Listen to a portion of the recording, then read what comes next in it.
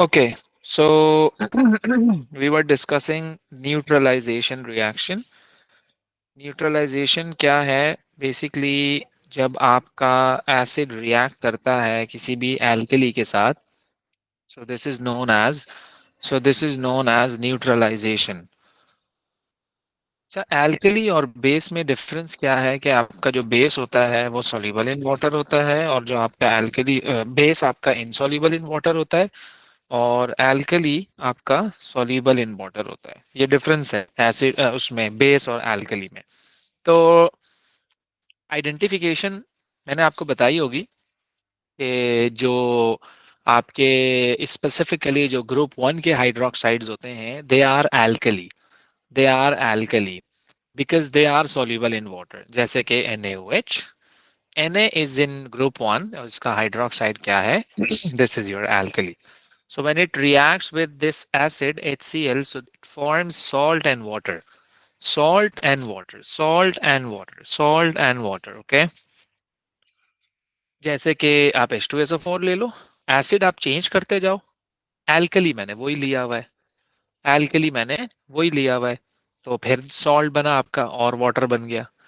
आसान सी बात क्या होती है, आप एक चीज को याद रख लो कि वाटर तो बनेगा ही बनेगा ना, वाटर तो हर सूरत में बनेगा ही बनेगा। कैसे? This OH and this H would react together and they would be forming water. Remaining जो होगा वो आपस में कंबाइन हो जाएगा and it would be giving you Na2SO4, and it would be giving you Na2SO4। याद रखिएगा, Na2SO4। Why this is 2? Why this is 2? Why not it's only NaSO4? Because you are supposed to memorize some charges. Charges में सबसे पहले आपके पास compound charges होते हैं, like SO4 का जो चार्ज होता है दिस इज -2, हाइड्रोक्साइड का जो चार्ज होता है दिस इज -1, नाइट्रेट का चार्ज होता है -1, फॉस्फेट का चार्ज होता है -3। ओके, फॉस्फेट का चार्ज होता है -3। तो इसमें आपको काफ़ी हेल्प होगी, फॉर्मूला लिखने में आपको काफ़ी हेल्प होगी इसमें। ओके, कि जैसे मैंने यहाँ पे लिखा ना Na2SO4, तो आपने ये जो 2 लिखा है बेसिकली ये सल्फेट का चार्ज है। और जब भी हम फॉर्मूला लिखते हैं आपको अच्छी तरह पता है, हम हमेशा नंबर को ऑल्टरनेट पोजीशन पे जो है वो लिख देते हैं, उसका चार्ज उसके नीचे और इस तरह से। सही है। अच्छा, फिर इसी तरह से जब मैंने ये दोनों का रिएक्शन कराया HNO3 और NaOH का, तो देखो अब मैंने इसके नीचे कुछ भी नहीं लिखा, दिस इज वन ओनली। क्यों? कि नाइट्रेट का जो चार्ज है वो 1 होता है ना। देखो ये नाइट्रेट का चार्ज कितना है? 1 है। तो इसलिए मैंने इसको Na2NO3 नहीं लिखा, मैंने सिर्फ NaNO3 लिखा है। तो फॉर्मूला मेकिंग आपको काफी हेल्प करेगा कि कब आपको 2 लिखना है, कब आपको 2 नहीं लिखना, कब आपको 3 लिखना है, कब नहीं लिखना। तो ये जो है ना वो काम आएगा आपको। ये भी है एसिड बेस, एसिड और एल्कली। एल्कली आपका KOH है, फिर आपका KBr बना, वाटर बन गया आपका। तो मीन्स दैट के when acid reacts with alkali so it forms salt and water, salt and water। तो यहाँ पे मैंने इसको मेटल ऑक्साइड भी लिखा है और मेटल हाइड्रोक्साइड भी लिखा है, क्योंकि मेटल ऑक्साइड हो या मेटल हाइड्रोक्साइड हो ये भी क्या होते हैं? बेसिस होते हैं। तो आपके पास क्या बन गया? Salt and water. This is your metal hydroxide. Okay, metal hydroxide, metal hydroxide, metal hydroxide, और ये मेटल हाइड्रोक्साइड है सारे के सारे। तभी आपके पास क्राइटेरिया सेम है। देखो water water water water water water water same same बन रहा है, और ये जो आपका बन रहा है this is your salt. Salt की आइडेंटिफिकेशन ही ये होती है कि उसमें आपको मेटल और नॉन मेटल दोनों नजर आ रहे होंगे। सॉल्ट की आइडेंटिफिकेशन क्या है? कि उसमें आपको मेटल और नॉन मेटल दोनों नजर आ रहे होंगे, राइट। अब यहाँ मैंने कैल्शियम हाइड्रोक्साइड के फॉर्मूले में नीचे 2 क्यों लिखा? क्योंकि कैल्शियम का चार्ज जो है वो 2 है, क्योंकि कैल्शियम का चार्ज क्या है? 2 है। तो कैल्शियम का चार्ज मैंने इसके नीचे लिख दिया। फॉर्मूला लिखने का मेथड क्या था? अगर मैं तुम्हें कहूँ एल्यूमिनियम ऑक्साइड का फॉर्मूला बताओ तो तुम क्या करते थे? एल्यूमिनियम का ग्रुप नंबर 3 है तो इसका चार्ज 3 है, और ऑक्सीजन इज इन ग्रुप 6 तो इसका चार्ज कितना है? 2 है। तो 2 इसके नीचे, 3 इसके नीचे। फाइनली फॉर्मूला क्या बना? Al2O3। ये आपका फॉर्मूला बन गया। तो देखो मैंने यहाँ भी यही काम किया है। कैल्शियम का चार्ज 2 है तो इसके नीचे 2 आ गया, मैग्नीशियम का चार्ज 2 है तो इसके नीचे 2 आ गया। तो अब इससे कंफ्यूज नहीं होना कि हम कब 2 लिखेंगे और कब नहीं लिखेंगे। ये वैसे फ्रीक्वेंटली आस्क्ड क्वेश्चन है, इसमें most of the peoples got confuse कि कब हमें 2 लिखना है और कब हमें 3 लिखना है। ओके, तो ये आप अपना माइंड क्लियर कर लो यहाँ पर कि how we are suppose to write down any of the formula. Okay, so let's suppose I am going to give you this equation, जिसमें मैं आपको कहूं कि H3PO4 रिएक्ट कर रहा हो किससे? मैग्नीशियम हाइड्रोक्साइड से। मुझे बता सकते हो कि वाटर तो बनेगा ही बनेगा ना? देखो न्यूट्रलाइजेशन है तो वाटर तो बनेगा। इसके अलावा सॉल्ट क्या बनेगा? उसका फॉर्मूला क्या होना चाहिए? क्या कहते हो? क्या? MgPO4. MgPO4 सिर्फ? क्या कहते हो मदार का? क्या होना चाहिए? सर Mg जो सॉल्ट होगा ना हम्म, वो PO4 पे चार्ज है +3, और PO4 मैग्नीशियम पे पे चार्ज -3 है है ना? ये रहा PO4 का यस चार्ज। -3, और मैग्नीशियम पे है +2। फिर तो जो PO4 है वो ब्रैकेट में होगा और उसके बाहर 3 लिखेंगे। PO4 ब्रैकेट में, हाँ ऐसा ही है, यस। तो जब मुझे चार्जेस पता लग गए तो मैंने सिंपल क्या किया, मैंने उन चार्जेस को ऑल्टरनेट कर दिया, यानी के Mg3 एंड PO4 2, बिकॉज ये जो 2 है is the charge of magnesium and ये जो 3 है is the charge of phosphate. So that's the reason the formula is Mg3PO4 2, Mg3PO4 2। Okay, तो ये चार्जेस आपको Because याद they're रखने हैं। switched. या The exactly, charges switched. Basically charges swap, इसका चार्ज उसके नीचे और उसका चार्ज उसके नीचे। This is the method to write down the formula of any compound. Okay, this is the method basically, right? अच्छा जी, फिर देन हम क्या करते हैं? we generally write ionic equation. We generally write ionic equation. Ionic, what is ionic equation? Ionic equation में we can represent only the ions, the positive ion and a negative ion, दोनों ion हम, लेकिन इसको बनाए कैसे? सो of course you must have a full equation just like that, कि मैंने आपको ये equation they the. Okay, with state symbols, this is aqueous, this is aqueous, this is aqueous, this is liquid. To form an ionic equation, few points you must remember that कि आपने सिर्फ aqueous को break down करना है। आपने सिर्फ aqueous को break down करना है, ना लिक्विड को, ना सॉलिड को, ना गैस को। सिर्फ और सिर्फ आपने एक्वियस को ब्रेक डाउन करना है। यानी कि ये HCl एक्वियस था, आपने HCl को ब्रेक डाउन कर दिया इनटू इनटू मैं इसकी वर्किंग आपको अभी बता देता हूं ताकि यू नो कि how we are going to convert the full equation into an ionic equation. तो मैं इसकी वर्किंग आपके सामने लिख रहा हूं, जरा देखिएगा। मैंने क्या किया, HCl को ब्रेक डाउन कर दिया इनटू दिस, HCl को ब्रेक डाउन कर दिया मैंने इनटू दिस, और NaOH को मैंने ब्रेक डाउन कर दिया इनटू दिस। ये मेथड है। फर्स्ट आयन हमेशा पॉजिटिव होगा एंड सेकंड आयन हमेशा नेगेटिव होगा। Remember, first ion is always positive and second ion is always negative. Okay, then I had NaCl, aqueous hai, yes, I'm going to break it down just like that. Then water is a liquid. I'm not supposed to break it down. It's simple. It's simple H2O liquid. It's simple H2O liquid. Remember, okay? It's simple H2O liquid. So that's the reason. अब हम क्या करेंगे, अब हम क्या करेंगे, इसको मैंने ब्रेक डाउन कर दिया।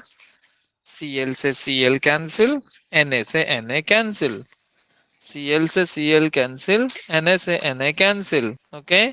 And finally, I got H plus, OH minus, and water. See this. See this. This is your ionic equation. I'm going to write down its rate symbol again. This is aqueous. This is liquid. तो इस तरह से आप ionic equation बनाते हो. That's why. Okay. So I would be giving you a full equation. So what you are supposed to do, you have to just break it down into the positive and negative ions. And if you can see the same ions, you're supposed to cancel them together. And then the remaining equation would be your ionic equation. Sir, Okay. can you go So up one this, second? yeah. Okay.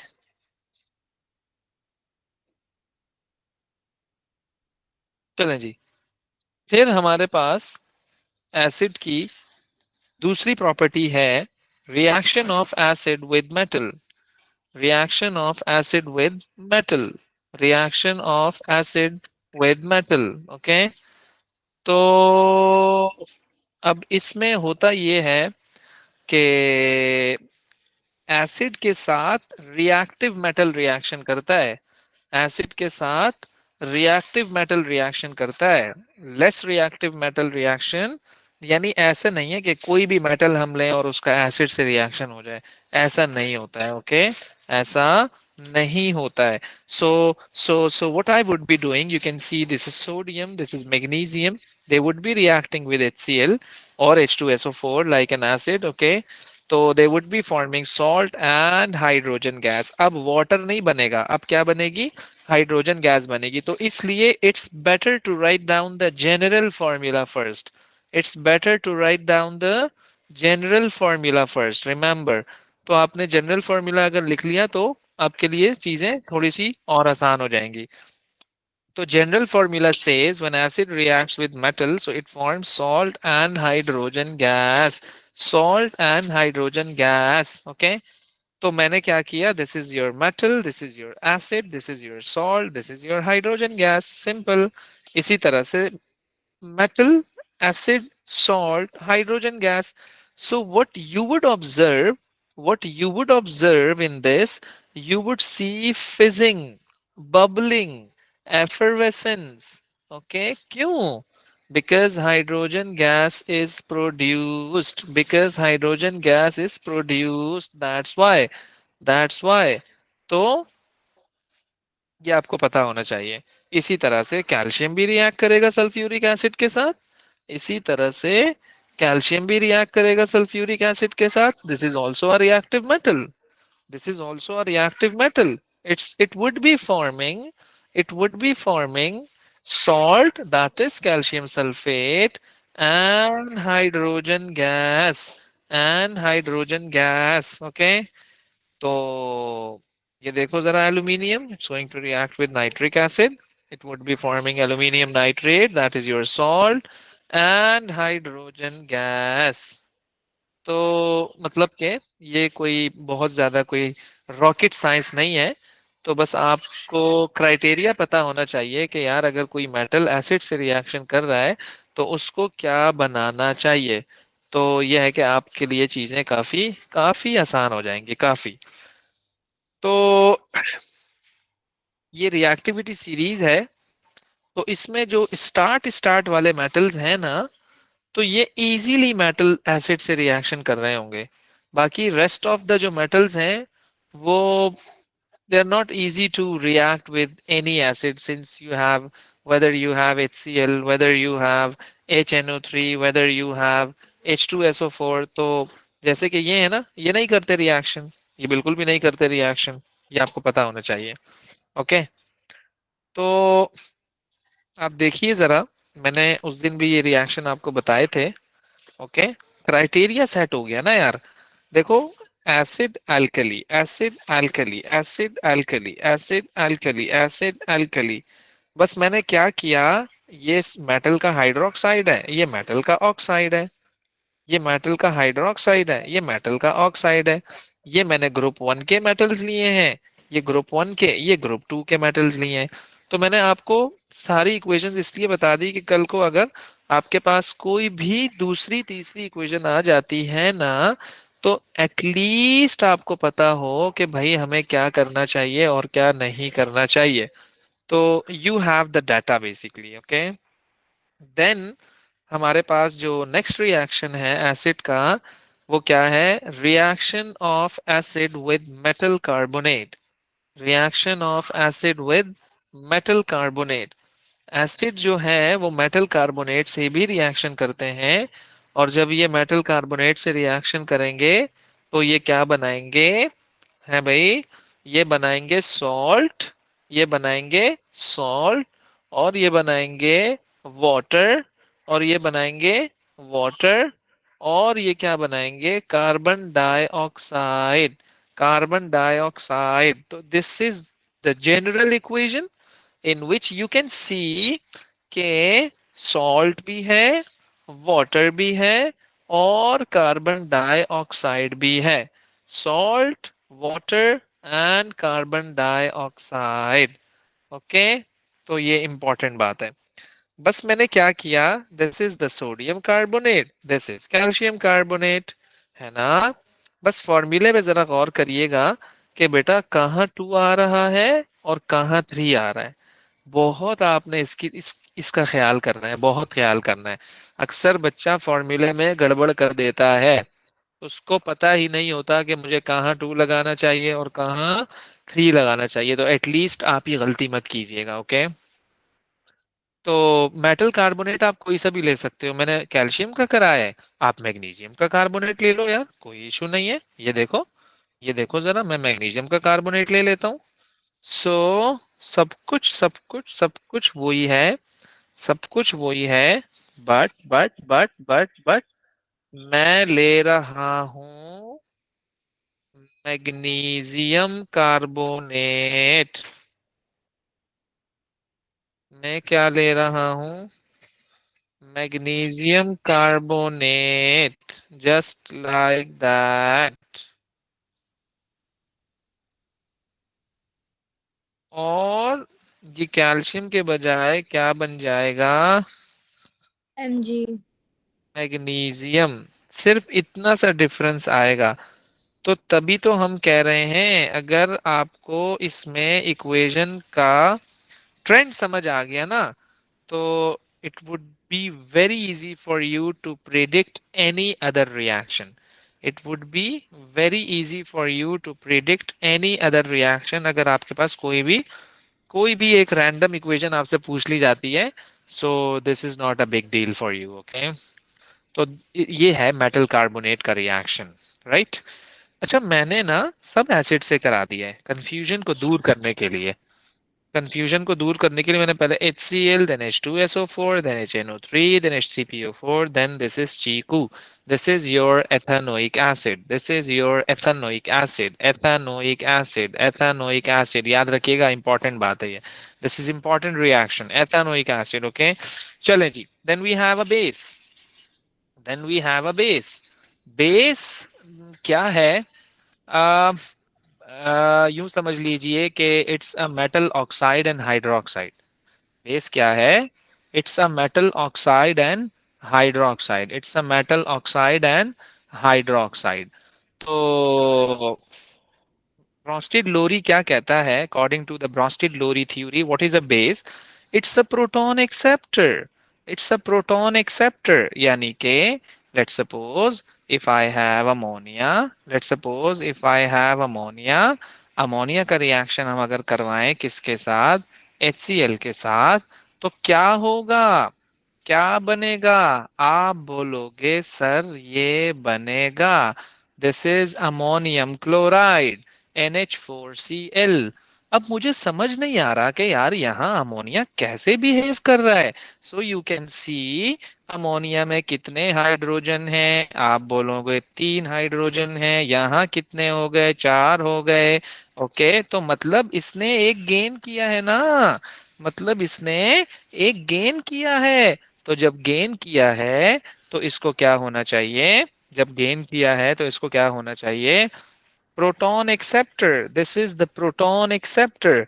तो proton acceptor कौन होता है, base होता है। तभी तो हम आपको कह रहे हैं कि ये क्या है, ये बेस है।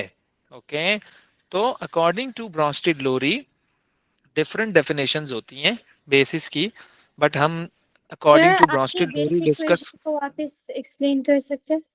या this is your NH3। Let's suppose मैं इसको थोड़ा सा और डिस्प्लेड बना देता हूं टू मेक इट क्लियर। तो अब इसने क्या किया, this is H plus. H plus is coming from HCl। मैंने HCl को आयोनिक फॉर्म में लिख दिया। मैंने HCl को आयोनिक फॉर्म में लिख दिया, लाइक H प्लस। HCl को मैंने H प्लस लिख दिया, द सेम थिंग। तो ये नाइट्रोजन इस H प्लस को गेन कर रहा है, गेन कर रहा है। तो आई कैन से ना कि दिस इज प्रोटॉन एक्सेप्टर।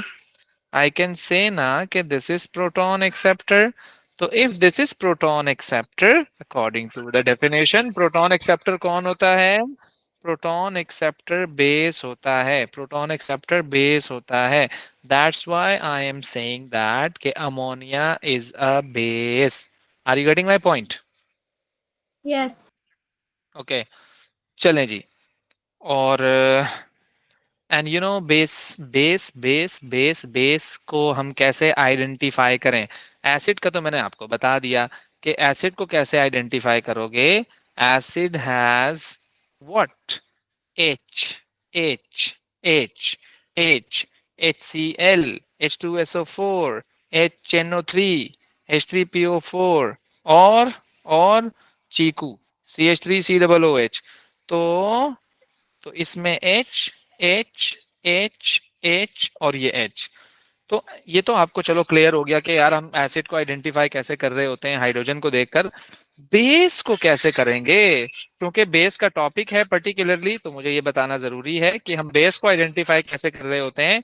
कि उसमें you will C oxide and hydroxide, in which you will C oxide and hydroxide. Okay, oxide and hydroxide, यानी कि मैग्नीशियम हाइड्रोक्साइड, यानी कि कैल्शियम हाइड्रोक्साइड, यानी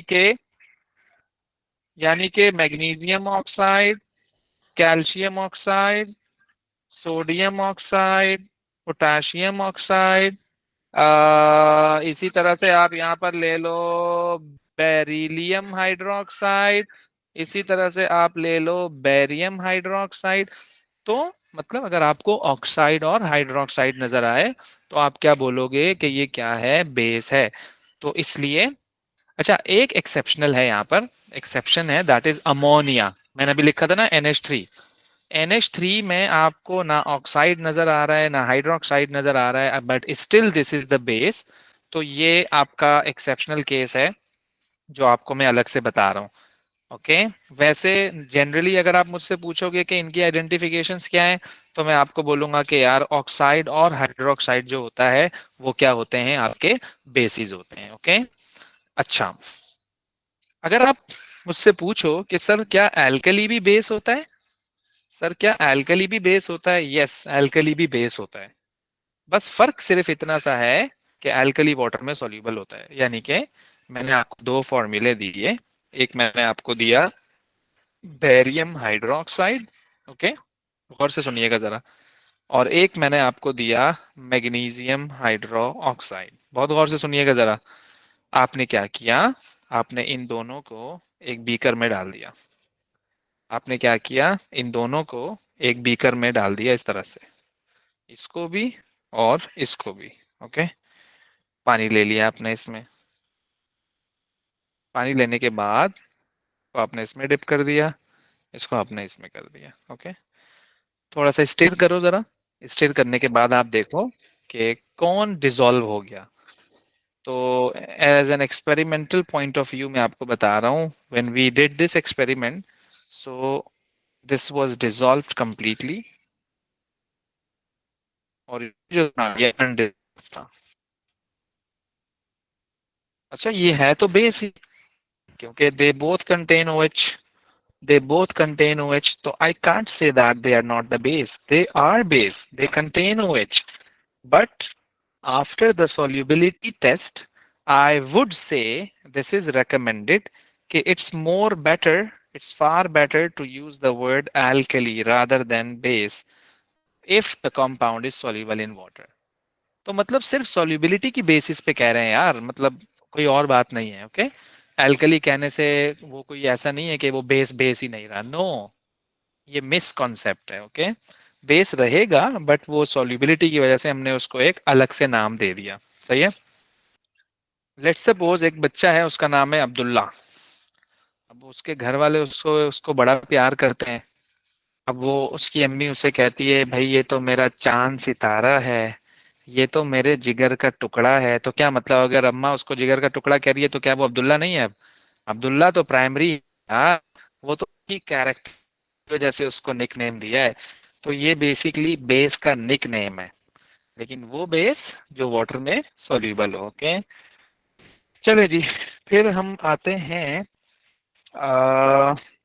केमिकल प्रॉपर्टी पर. केमिकल प्रॉपर्टी इसकी सबसे पहली जो होती है, अगेन अगेन बेस की प्रॉपर्टी और एसिड की एक प्रॉपर्टी बहुत सिमिलर है. कौन सी? न्यूट्रलाइजेशन. वो तो मैं हमने डिस्कस कर लिया एसिड में, वो तो हमने डिस्कस कर लिया एसिड में, तो यहाँ दोबारा डिस्कस करने की आपको जरूरत नहीं है. लेकिन मैं इसे मेंशन कर रहा हूँ कि we discussed. So the first property is so the first property is neutralisation.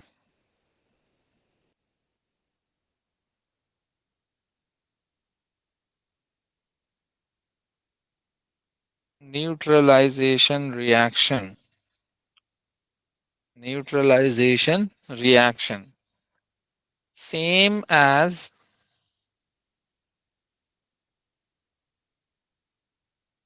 acid.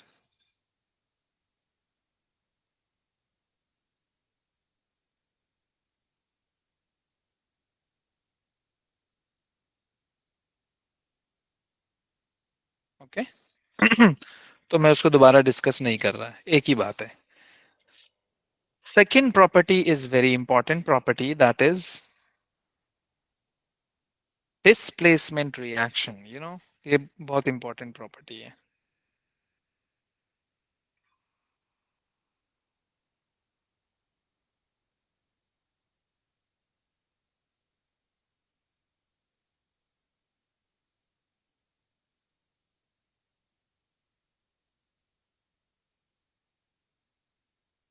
Displacement reaction. What is displacement reaction? अच्छा, डिस्प्लेसमेंट का आइडिया आपको बहुत अच्छी तरह से है. आप पूछोगे कैसे? हमने पीरियोडिक टेबल डिस्कस किया था. पीरियोडिक टेबल में when we were discussing halogens, so I told you more reactive halogen less वाले को displace कर रहा था, if you remember, है ना? जैसे कि थोड़ा सा याद दिला दूं मैं. If you have fluorine, it's going to react with potassium chloride. Since fluorine is more reactive, जब ये इसके पास आएगा तो ये क्या बनाएगा? Potassium fluoride. एंड क्लोरीन को बाहर निकाल के फेंक दिया. एंड क्लोरीन को बाहर निकाल के फेंक दिया. It was just like that. क्यों हुआ ये रिएक्शन? आने वाला मोर रिएक्टिव है ना? अगर मैं इसको ऐसे करके लिखता तो नो रिएक्शन होता. आप बोलोगे क्यों? क्योंकि मेरे भाई आने वाला कम रिएक्टिव है. ये तो ऐसा ही है.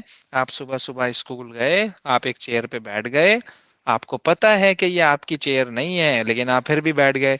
जब उस चेयर वाला बच्चा आया, उसने तुम्हें बोला चलो भाई शॉर्ट हो जाओ यहाँ से, ये मेरी जगह है, लेकिन तुम उससे हैवी हो, तुम उससे ताकतवर हो, तुम पावरफुल हो, तो तुम उसकी बात को लेफ्ट नहीं कराओगे. तुम बोलोगे चलो भाई पतली गली पकड़ो, शाबाश निकलो इधर से. क्योंकि तुम हैवी हो, so he can not displace you. तो तो जब भी मैंने जो दूसरी इक्वेशन लिखी थी उसमें रिएक्शन क्यों नहीं हो रहा था? क्योंकि जो कमिंग हैलोजन है वो जो चेयर पे बैठा हुआ है उससे ज्यादा रिएक्टिव नहीं है. So how can I say कि they are going to show the displacement reaction? तो आज भी बेस में कुछ ऐसा होने वाला है, आज भी बेस में कुछ ऐसा होने वाला है, याद रखिएगा। अब कैसा होगा सुनिएगा जरा। Let's suppose I have ammonium chloride, ammonium chloride, okay, when it is reacting with sodium hydroxide, you know na,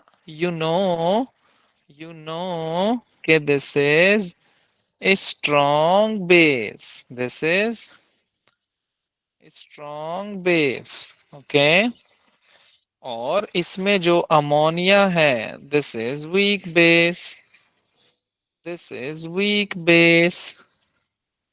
अच्छा, मैं समझाने के लिए आपको इस NH4Cl को ऐसे लिख रहा हूं, only to make you understand,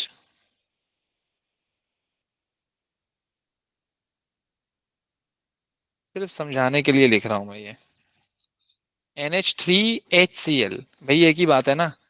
आप NH3HCl को NH4 लिख दो तो क्या मसला है, कोई इशू नहीं है यार। तो बस मैं आपको समझाना ये चाह रहा हूं कि जब सोडियम हाइड्रोक्साइड इससे रिएक्शन करेगा तो सोडियम हाइड्रोक्साइड अमोनिया को धक्का दे के बोलेगा चलो भाई निकल जाओ, अमोनिया ने गैस बना ली है, अमोनिया ने गैस बना ली है। जब अमोनिया यहाँ से निकल गया आप बोलोगे बचेगा क्या, है ना, बचेगा क्या, तो भाई NaCl को ले जाकर NaCl बना लेगा, है ना, NaCl को ले जाकर NaCl को ले जाकर NaCl बना लेगा, और क्या बन जाएगा, वाटर एज अ प्रोडक्ट बन जाएगा। तो ये बड़ा इंपॉर्टेंट रिएक्शन है, this is called displacement reaction. So इसमें strong base is going to displace the weak base, okay, strong base is displacing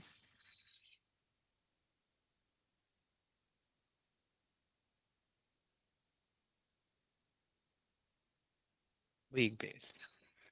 क्योंकि वो पूछता भी है ना कि यार ये why this is displacement reaction, या टाइप ऑफ रिएक्शन आपसे पूछ लेगा तो आप कह देना, ओके। अच्छा, मैं अगर आपको कोई और अमोनियम का सॉल्ट दे दूं, अगर मैं आपको कोई और अमोनियम का सॉल्ट दे दूं तो आप जो है वो लेट सपोज मैं आपको अमोनियम हाइड्रोक्साइड दे देता हूँ, लेट सपोज मैं आपको अमोनियम हाइड्रोक्साइड दे देता हूँ, तो भाई अमोनिया होना चाहिए यार, अमोनिया होना चाहिए उसमें, यानी NH3 होना चाहिए आपका, यानी क्या होना चाहिए, NH3 होना चाहिए आपके पास। तो कोई भी हो सकता है ये कोई भी हो सकता है, यानी कि NH4OH is going to react with NaOH, क्या होगा, अमोनिया निकलेगा, क्या बचेगा, NaOH बचेगा, और वाटर बन जाएगा। बाद में बैलेंस कर लेना, एक आइडिया दे रहा हूं आपको मैं, कि एक कॉन्सेप्ट दे रहा हूं मैं आपको कि भाई अगर आपको अमोनिया निकालना है तो आपको अमोनियम का कोई सॉल्ट लेना पड़ेगा। ये लो, ये लो, ये ले लो, ये ले लो, ये लो, ये ले लो, ये ले लो, क्या कहते हो, एक ही बात है यार, एक ही बात है।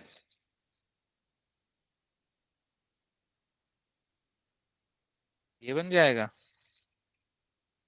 ये बन जाएगा, ये बन जाएगा। आइडिया है ना, इट्स एन आइडिया कि देखो ये होना चाहिए आपके पास, तो यहाँ से क्या निकल जाएगा आपका, NH3 निकल जाएगा। और NH3 वीक बेस है तो तभी वो शराफत से निकल रहा है, अदरवाइज वो जाएगा ही नहीं। ये तो वो इंतहाई शरीफ इंसान है कि यहाँ से जा रहा है, वो बोल दे नहीं जा रहा मैं, है ना। तो अगर आपका कमिंग बेस पहले वाले से स्ट्रांग नहीं है तो ऐसा माइट बी पॉसिबल के नो रिएक्शन हो, माइट बी पॉसिबल के नो रिएक्शन हो। तो ये है आपके पास ऑल एंड ऑल सारे रिएक्शंस। यहाँ तक हमारा रिएक्शन वाला चैप्टर जो है वो खत्म हुआ, यहाँ तक हमारा रिएक्शन वाला चैप्टर जो है वो खत्म हुआ। ओके, अच्छा, फिर उसके बाद दोनों का एक कॉमन रिएक्शन है, एसिड का भी और बेस का भी। वो क्या है? टाइट्रेशन। वो क्या है? टाइट्रेशन। सो टाइट्रेशन में हम आपको थोड़ा सा एक्सप्लेन कर दें कि titration, titration, what is titration? Titration आपको सॉल्ट मेकिंग में भी काम आएगा, या आपको सॉल्ट मेकिंग में काफी हेल्प कर रहा होगा titration. So what is titration? It's a reaction between acid and alkali. Or in fact I can say कि यार ये एक type of kind of it's a neutralization reaction, kind of neutralization reaction. Okay, it's a neutralization reaction. अभी मैंने आपको बताया ना ऊपर, कितनी सारी इक्वेशंस की, कितनी सारी की, कभी सोडियम हाइड्रोक्साइड के साथ, कभी मैग्नीशियम हाइड्रोक्साइड के साथ, कभी कैल्शियम हाइड्रोक्साइड के साथ, कभी क्या और कभी क्या। तो एसिड बेस होना चाहिए, एसिड बेस होना चाहिए, एसिड बेस होगा तो न्यूट्रलाइजेशन होगा, एसिड बेस नहीं है तो न्यूट्रलाइजेशन भी नहीं है। Why we do titration? Why we do titration? Titration का सबसे बड़ा बेनिफिट ये है कि आप किसी अननोन की कॉन्सेंट्रेशन को फाइंड आउट कर सकते हो बाय नोन कॉन्सेंट्रेशन। ओके, आप किसी अननोन को फाइंड आउट कर सकते हो, आप किसी अननोन को फाइंड आउट कर सकते हो by using known, by using known. अभी मैं थोड़ी देर के लिए इस बात को स्टॉप कर रहा हूं, अभी आप इसको छोड़ दो। पहले हम ये सीख लें कि ये करते किस तरह से हैं, ताकि आपको पता लग जाए एटलीस्ट कि यार ये प्रोसेस कैसे होता है, फिर हम उसको उसको देख लेंगे कि ये हम करते क्यों हैं। ओके, और टाइट्रेशन के लिए हमें क्या क्या चाहिए, और टाइट्रेशन के लिए हमें क्या क्या चाहिए, तो याद रखना, टाइट्रेशन के लिए वी नीड, टाइट्रेशन के लिए we need number 1, we need conical flask. Titration के लिए we need conical flask, burette, pipette, indicator, or obviously acid and base.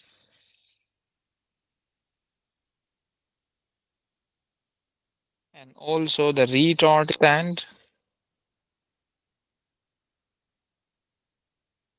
and the funnel. ये सामान मुझे चाहिए for titration. Okay. अब क्या करना है, मैंने मैंने क्या किया, मैंने ब्यूरेट लिया। ओके, मैंने ब्यूरेट लिया, उसमें मैंने डाल दिया एसिड को, उसमें मैंने किसको डाल दिया? एसिड को डाल दिया। यानी कि ब्यूरेट ऐसा होता है। ओके, 50 cm क्यूब का होता है ब्यूरेट। ये अलग से हमने चैप्टर भी डिस्कस किया था, जिसमें मैंने आपको इंस्ट्रूमेंट सारे बताए थे किसका क्या काम होता है। इसमें मैंने क्या डाल दिया? फनल के थ्रू, इसमें मैंने फनल के थ्रू क्या डाल दिया? एसिड डाल दिया। फुल भर दिया मैंने इसको, फुल भर दिया मैंने इसको। ओके, फिर हमने क्या किया? कॉनिकल फ्लास्क लिया, फिर हमने क्या किया? कॉनिकल फ्लास्क लिया, और इसमें हमने क्या डाल दिया? 10 cm क्यूब NaOH। क्या डाल दिया? 10 cm क्यूब NaOH। या आप एक काम करो, स्विच कर लो इसे, ये हमने वहां डाला और एसिड हमने यहाँ डाला। ओके, और इसमें मैंने, पता है और क्या डाला? इसमें मैंने फ्यू ड्रॉप्स ऑफ इंडिकेटर भी डाल दिया। इंडिकेटर हम डिस्कस करेंगे, डिफरेंट काइंड टाइप्स होती हैं इसकी। इंडिकेटर फिलहाल मैं कौन सा ले रहा हूँ? फिनोफ्थेलीन। इंडिकेटर में कौन सा ले रहा हूँ फिलहाल? फिनोफ्थेलीन, फिनोफ्थेलीन, फिनोफ्थेलीन, फिनोफ्थेलीन। ओके, फिनोफ्थेलीन की कैरेक्टरिस्टिक पता है क्या है? ये एसिड में कलरलेस होता है, और ये बेस में पिंक होता है। एसिड में ये कलरलेस होता है, एसिड में ये कलरलेस होता है, और बेस में ये पिंक होता है। एसिड में ये कलरलेस होता है, बेस में ये पिंक होता है। ये प्रॉपर्टी है, ये प्रॉपर्टी है फिनोल्फथलीन की, ये आपको हेल्प करेगी आगे। अब मैं थोड़ा सा और थोड़ा सा गहराई में जा रहा हूँ, जरा देखिएगा। मैंने किया क्या, मैंने ब्यूरेट से डालना शुरू किया एसिड, मैंने ब्यूरेट से डालना शुरू किया अपना NaOH। ब्यूरेट में मैंने NaOH डाला हुआ है ना, ओके। अब मैं ब्यूरेट से NaOH डालता गया डालता गया डालता गया डालता गया, मेरे साथ साथ मुझे आंसर करते रहना, ओके। मैंने ब्यूरेट से मैंने ब्यूरेट से इतना इतना इतना इतना इतना NaOH डाल दिया, किसमें, आपके इस कॉनिकल फ्लास्क में। इस कॉनिकल फ्लास्क में पहले से कौन है, पहले से कौन है, पहले से कौन है, एसिड है। कौन है, एसिड है, एसिड है, एसिड है, एसिड है। मुझे ये बताइए, उसमें भी पहले से 10 cm क्यूब एसिड है, अगर मैं ऊपर से 8 cm क्यूब NaOH डालूंगा, किस में, एसिड में। एसिड का आपके पास टोटल कितना वॉल्यूम है, 10। मुझे ये बताइए, मुझे ये बताइए कि एसिड कितना बच जाएगा, एसिड कितना बच जाएगा, क्या कहते हो, एसिड कितना बच जाएगा, यस, एनी आइडिया, कितना एसिड बच जाएगा। एंड कीपिंग इन माइंड कि NaOH जब आएगा आपके कॉनिकल फ्लास्क में, तो वो HCl से जरूर, HCl से वो जरूर न्यूट्रलाइजेशन रिएक्शन करेगा, HCl से वो जरूर न्यूट्रलाइजेशन रिएक्शन हाँ, करेगा। मुझे ये बताइए कि जब मैंने ऊपर से 8 cm क्यूब डाल दिया, जब मैंने ऊपर से 8 cm क्यूब डाल दिया, तो नीचे कितना बचा, कितना बचा acid, yes, Sir, two. Two. Exactly 2 बचा, हाँ ना, हाँ भाई 2 बचा। अब आप मुझसे पूछो, सर डाला तो 8 था, एसिड का भी 10 cm क्यूब था, तो यार ये 2 कैसे बच गया। तो मेरे भाई एसिड और बेस का तो, एसिड और बेस का तो, एसिड और बेस तो न्यूट्रलाइजेशन रिएक्शन करते हैं ना, एसिड और बेस न्यूट्रलाइजेशन रिएक्शन करते हैं ना, ओके। तो वो तो उन्होंने एक दूसरे को न्यूट्रलाइज कर दिया। 8 cm क्यूब ने एसिड के 8 को न्यूट्रलाइज कर दिया, तो एसिड का अभी 2 आपके पास रिमेनिंग है। अभी 100% न्यूट्रलाइजेशन नहीं हुई है, अभी 100% न्यूट्रलाइजेशन नहीं हुई है, याद रखिएगा, 100% न्यूट्रलाइजेशन अभी नहीं हुई है, ओके।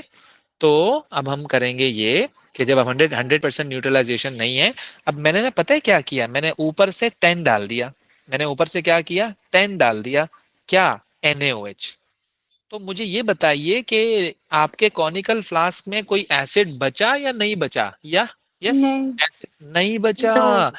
पूरा पूरा पूरा पूरा न्यूट्रलाइज हो गया, कंप्लीटली न्यूट्रलाइज हो गया, कंप्लीटली न्यूट्रलाइज हो गया, वो कंप्लीटली न्यूट्रलाइज हो गया। तो इसलिए मैं आपको कह रहा हूं कि जब ये कंप्लीटली न्यूट्रलाइज हो जाएगा आपके पास, ओके, अब आपके कॉनिकल फ्लास्क में कौन है, ना एसिड है ना बेस है। अब आपके कॉनिकल फ्लास्क में कौन है, ना एसिड है ना बेस है, ना एसिड है ना बेस है, ओके, ना एसिड है ना बेस है, सही है। तो है कौन फिर भाई, तो है कौन, सॉल्ट एंड वाटर, कौन है, सॉल्ट एंड वाटर। मजे की बात और बताऊं मैं तुम्हें, तुमने इसमें फिनोल्फथलीन डाला हुआ इंडिकेटर, तो अभी तक तो कोई कलर ही नहीं नजर आ रहा, क्योंकि वो तो एसिड में कलरलेस होता है। अब तुम अंधाधुंध टाइट्रेशन कर रहे हो, अंधाधुंध करो करो करो करो करो, ऊपर से डाले जा रहे हो डाले जा रहे हो डाले जा रहे हो, कोई कलर का चेंज ही नहीं आ रहा। जैसे ही तुमने 0.1 cm क्यूब छोटा सा चुन्ना सा ड्रॉप डाला इसके अंदर, ओ एक्स्ट्रा NaOH जैसे ही आया, ये जाग जाएगा, ये जाग जाएगा, क्योंकि ये NaOH में कलर शो करता है, फौरन से पिंक, फौरन पिंक पिंक पिंक, रुको रुक जाओ, रुक दो, रोक दो टाइट्रेशन, रोक दो, खत्म हो गया है रिएक्शन भाई। सोचो सोचो, अगर तुम ये ना डालते इंडिकेटर, तुम तो लगे ही रहते यार, वो तो तुम तो डालते ही रहते उसमें, तुम्हें कैसे पता लगता, रुक जाओ रिएक्शन खत्म हो गया है, तुम्हारा एसिड नीचे खत्म हो गया है, रुक जाओ। तो ये किसने बताया, इंडिकेटर ने बताया, ये किसने बताया, ये इंडिकेटर ने बताया, ओके, ये इंडिकेटर ने बताया, याद रखिएगा, ये किसने बताया, इंडिकेटर ने बताया। तो indicator is very important, indicator is very important. So that's the point जो आपको अपने माइंड में रखना है, दैट्स द पॉइंट। तो indicators are necessary when we are going to use titration।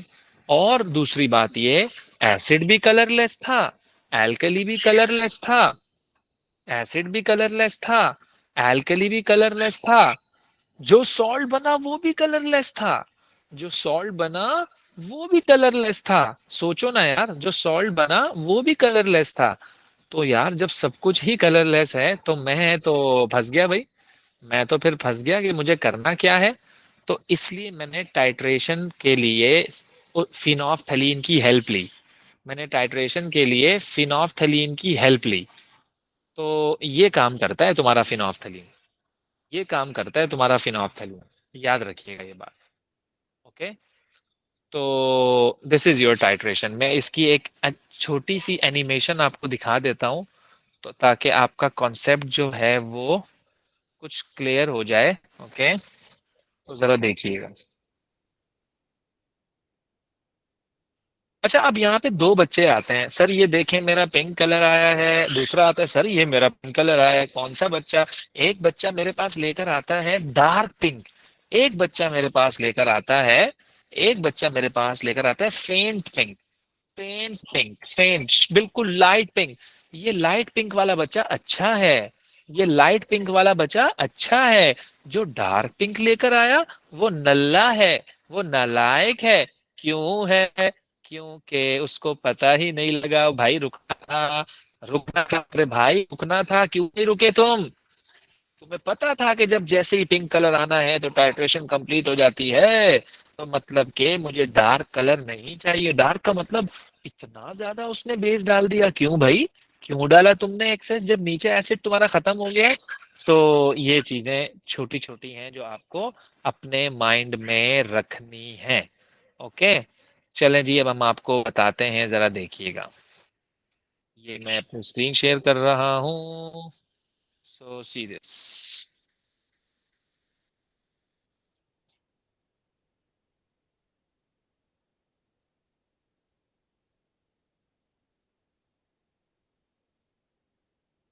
Yeah, see this?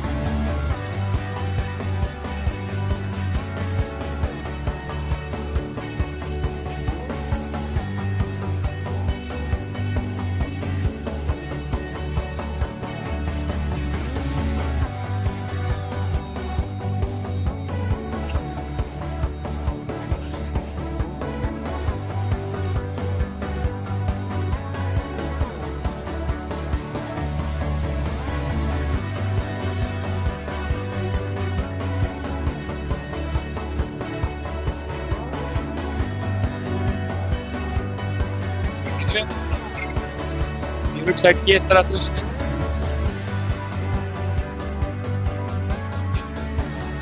Colour आ गया। देखो किस तरह से प्यूरेट की रीडिंग आपके पास जा रही है, देखो किस तरह से आपके पास प्यूरेट रीडिंग नीचे जा रही है, ये कलर आ गया। अब आप बोलोगे यार ये कौन सा कलर आ गया, हमने तो कोई और कलर डिस्कस किया है। तो भाई अब इसने इंडिकेटर दूसरा यूज किया है। ओके, इसने इंडिकेटर दूसरा यूज किया है भाई, इसने इंडिकेटर दूसरा यूज किया है। तो आप इंडिकेटर कोई सा भी यूज कर सकते हो, इंडिकेटर आप कोई सा भी यूज कर सकते हो, तो वो कोई इशू नहीं है। क्योंकि हमारे पास डिफरेंट तरह के इंडिकेटर्स होते हैं ना, हमारे पास डिफरेंट तरह के इंडिकेटर होते हैं, तो वो हम जो है वो उसको यूज कर सकते हैं। Right, okay. सो टाइट्रेशन का पर्पज ये है, टाइट्रेशन का पर्पज ये है कि आप क्या कराओ, न्यूट्रलाइजेशन कराओ, जब आपको कलर मिल जाए आप उसको एंड कर दो, खत्म।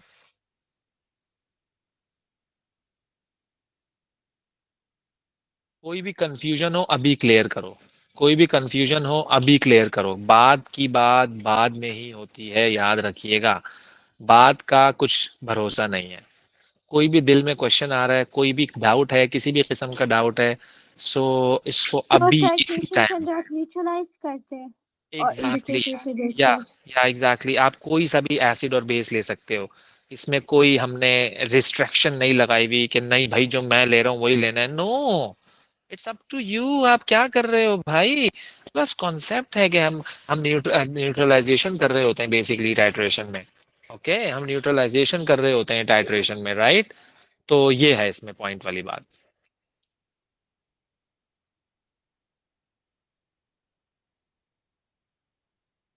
सही है। तो दिस इज द टाइट्रेशन।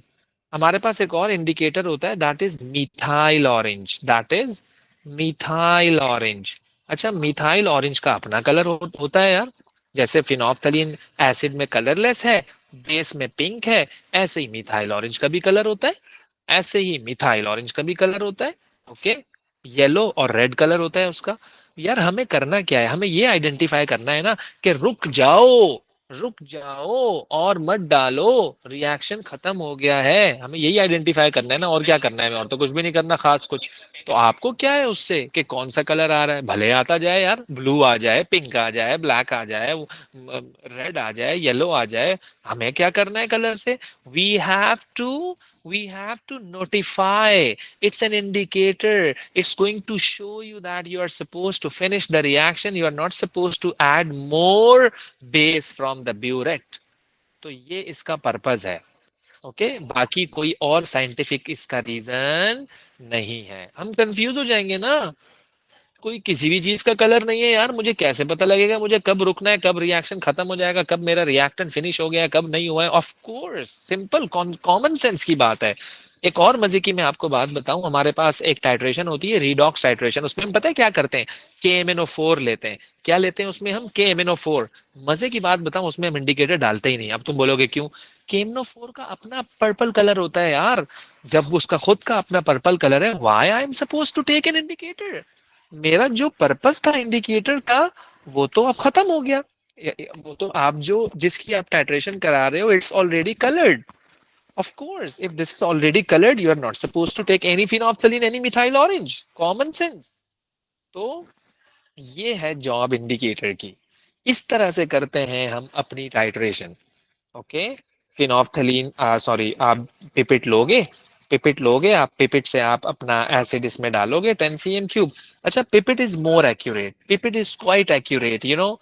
आप आपने क्या किया, उसमें एसिड डाल दिया एंड ब्यूरेट से, ब्यूरेट भी एक्यूरेट होता है। आप ड्रॉप बाय ड्रॉप इसमें डालते रहे, इसको शेक भी करते रहना एक हाथ से, और finally you will see the change in colour and then just the titration is completed, just the titration is completed. Okay तो एसिड ने बेस को completely न्यूट्रलाइज कर दिया। तो इसको आपने इन वर्डिंग लिखना है कि आपने किस तरह से इसमें एसिड लिया, पिपेट से लिया, फिर आपने फनल से इसमें बेस फिल कर दिया। मेक श्योर कि इस टिप में बबल्स नहीं होने चाहिए, मेक श्योर कि इस टिप में बबल नहीं होने चाहिए, बबल नहीं होने चाहिए इस टिप में, यू नो। बबल होंगे तो आपकी रीडिंग में एरर आ जाएगा, बबल होंगे तो रीडिंग में एरर आएगा। तो ये है टाइट्रेशन का full and flash method.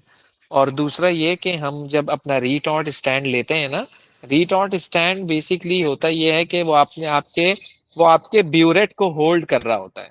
रीटॉर्ट stand आपके ब्यूरेट को होल्ड कर रहा होता है। तो रीटॉर्ट स्टैंड में पता है हम व्हाइट टाइल रख देते हैं। क्या रख देते हैं, व्हाइट टाइल। पता है क्यों, लेट्स सपोज अब मेरे सामने एक लड़का खड़ा हुआ है, उसने ब्लू कलर का सूट पहना हुआ है। अबे भाई ब्लू का शेड आ रहा होगा यार मैंने कॉनिकल फ्लावर्स में, तो मैं बोलूंगा कलर आ गया, कलर आ गया। एक्चुअल में कलर ही नहीं होगा, वो उस बच्चे के कपड़े का शेड आ रहा है इसके अंदर। हम व्हाइट टाइल रखते हैं ताकि कलर आइडेंटिफाई हो सके, कलर आइडेंटिफाई हो सके। तो इसलिए हम जनरली व्हाइट टाइल भी इसमें यूज कर रहे होते हैं। तो मैं इसको यहाँ ऐड कर देता हूँ कि we would use white tile. तो ये सारी चीजें हैं जिनका हमें सेटअप लगाना है। आपने देख लिया पिक्चर में, इसकी यहाँ पेस्ट कर देता हूँ। ओके ताकि आपको फर्दर आइडिया हो जाए कि जितनी भी चीजें हमने यहाँ पर लिखी हैं इनका सेटअप कैसे लगाते हैं। और फर्दर आपने देख भी लिया कि भाई कलर आ गया तो मतलब कि your titration is completed. Then फिर हमारे पास इसका कैलकुलेशन वाला पार्ट है कि हम किस तरह से अननोन कॉन्सेंट्रेशन को नोन कॉन्सेंट्रेशन से फाइंड आउट कर रहे होते हैं। ओके, तो ये एसिड और बेस जो रिएक्शन है ना, टाइट्रेशन जिसे हम कह रहे हैं, ये दोनों का पार्ट है। तो जब हम एसिड और बेस बता देते हैं फिर इन दी एंड टाइट्रेशन के बारे में बता रहे होते हैं, तो ये आपको बहुत अच्छी तरह से आना चाहिए, क्योंकि हमारा जो नेक्स्ट टॉपिक है that is called the salt. Next topic क्या है? सॉल्ट। सॉल्ट की प्रिपरेशन में भी हम एसिड को इन्वॉल्व कर रहे होंगे। ओके, ये पूरा टाइट्रेशन जो है ना, ये तुम सॉल्ट में भी देख रहे होगे, तो इसलिए ये वहां भी आपके काम आएगा। तो उसको समझने के लिए ये अपने माइंडसेट में आपने जरूर रखना है। इसकी प्रॉपर वर्डिंग जो है आपको भी मिल जाएगी, मैं नोट्स आपके ग्रुप पे शेयर कर देता हूँ। Right, okay. फर्दर हमारे पास अब दो टॉपिक्स के रह गए। एक रह गया है सॉल्ट और एक रह गया है टाइप्स ऑफ ऑक्साइड। सर एक रह गया है सॉल्ट, एक रह गया है टाइप ऑफ ऑक्साइड। ओके।